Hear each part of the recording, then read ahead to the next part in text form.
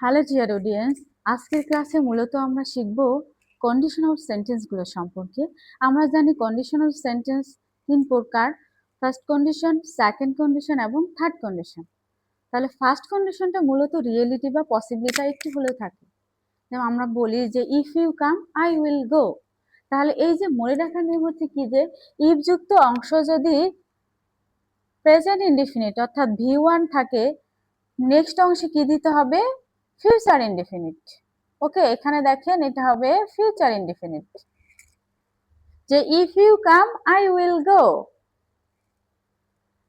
Second কন্ডিশনে যদি থাকে যে সেকেন্ড কন্ডিশনের প্রথম অংশে যদি ভার্ব V2 থাকে, আপনার নেক্সট অংশে কি নিতে হবে? পরবর্তী অংশে নিতে হবে উড, কুড, মাইট, এগুলো নিতে হবে।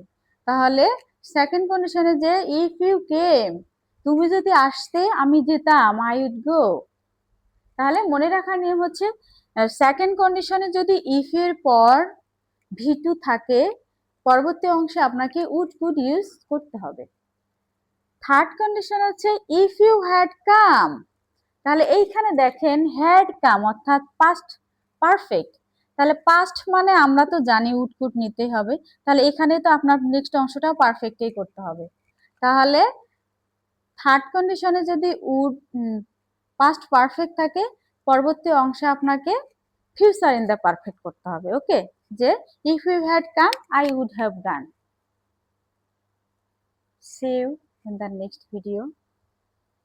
ভিডিও কেমন হয়েছে বা আরো কতভাবে বুঝালে আপনারা বুঝবেন, এটা অবশ্যই কমেন্ট করে জানাবেন।